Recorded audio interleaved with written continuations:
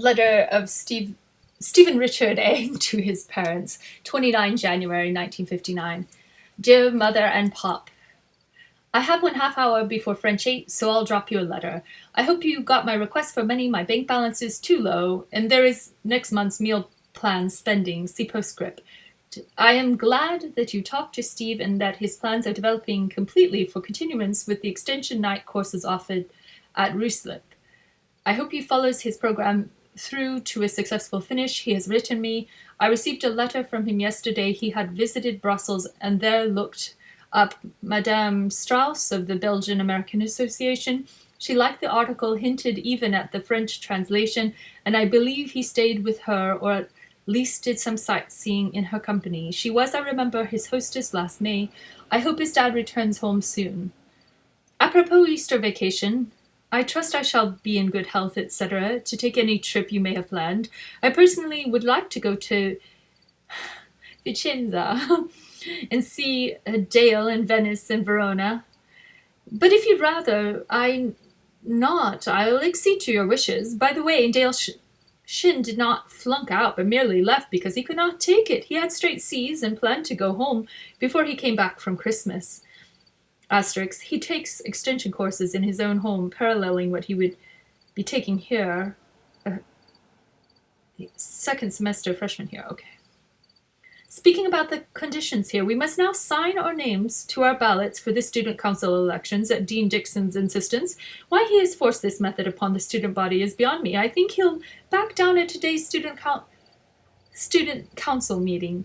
I'll be available when your Mrs. Brown visits Munich, I'm sure. I should like to meet her. And now, colleges, tomorrow, Friday. I began consulting the available catalogues to the university library.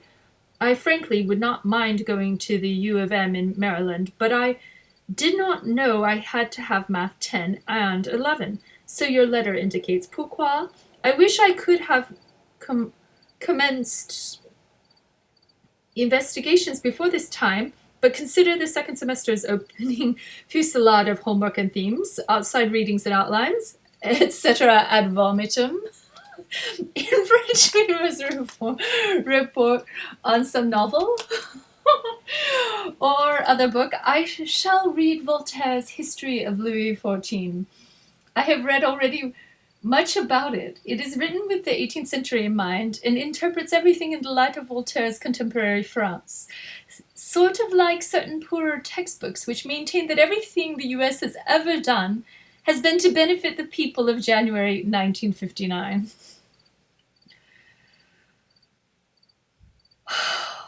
Despite this drawback of historical perspective, I think I'll find it enjoyable reading. Also in Français, I must prepare 2 speeches this semester, 3 to 5 minutes in length. My first one will be on painters, either Constable or Gainsborough, since I know little about French art.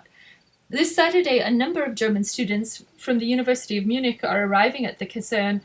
I am signed up to help them around. They'll see the dorms, eat in the officers' club, snack bar, and see how we live here. Should be fairly worthwhile, I think. Next Tuesday at History Club, the philosophy teacher takes the affirmative side of the questions about the worth of the Catholic Church. The rebuttal will be delivered by Mr. Poland, my history teacher. Should be very interesting, since the latter is antagonistic to the Church generally, yet is well informed and widely read in religion. There is nothing to add save that you'll hear from me shortly apropos colleges for next year. The school has no catalogues, I've discovered. The only ones are some dating back to 1956 at the base library. Love, Steve. P.S. As I mail this note that your $100 has arrived so I can pay off the school. However, since I must pay for 2 months' meals, January and February, it brings it down to $20, and I took out a $10 loan from the school to pay for lunches and cleaning.